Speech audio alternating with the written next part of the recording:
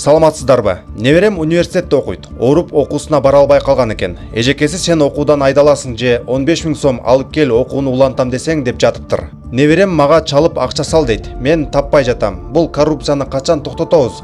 Ошондой мугалимдерге мыйзамда чара барбы? Албетте бул көйгөй жок эмес студенттердин арасында, жогорку окуу жайларда.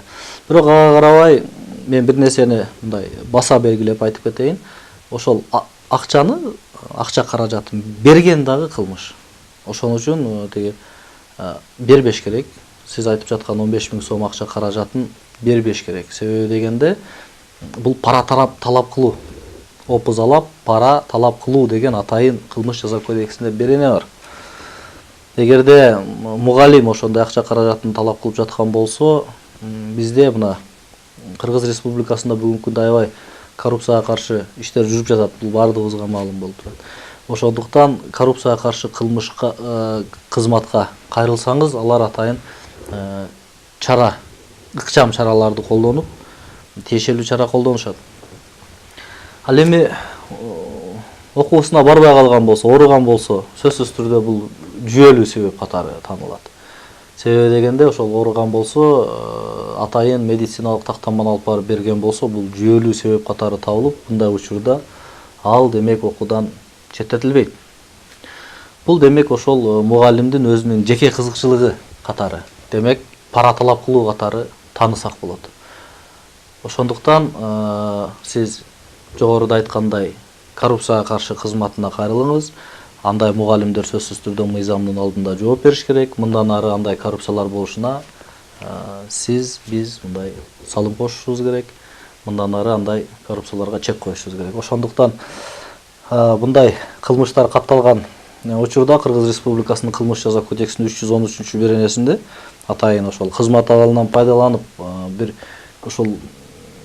бир кызматты кылып берүү үчүн, демек ошол сени окууга калтыруу үчүн 15 000 сом талап кылып жаткан болсо, анда сөзсүз түрдө кылмыш жоопкерчиликке тартылат.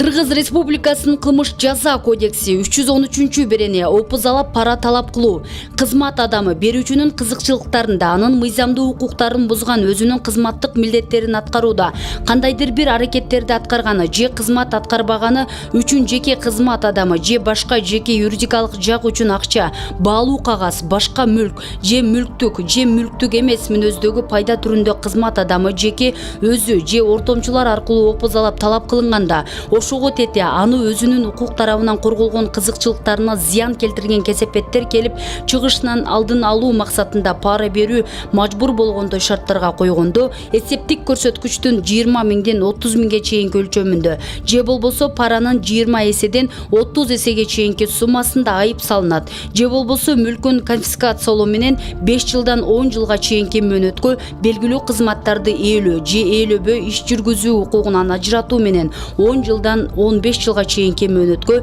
эркиндигинен ажыратууга жазаланат. Опузалап пара талап кылуу ири өлчөмдө жооптуу кызмат адамы тарабынан жасалганда, эсептик көрсөткүчтүн 40 000ден 50 000ге чейинки өлчөмүндө же болбосо паранын 40 эседен 50 эсеге чейинки суммасында айып салууга же болбосо мүлкүн конфискациялоо менен 12 жылдан 20 жылга чейинки мөөнөткө эркиндигинен ажыратууга жазаланат.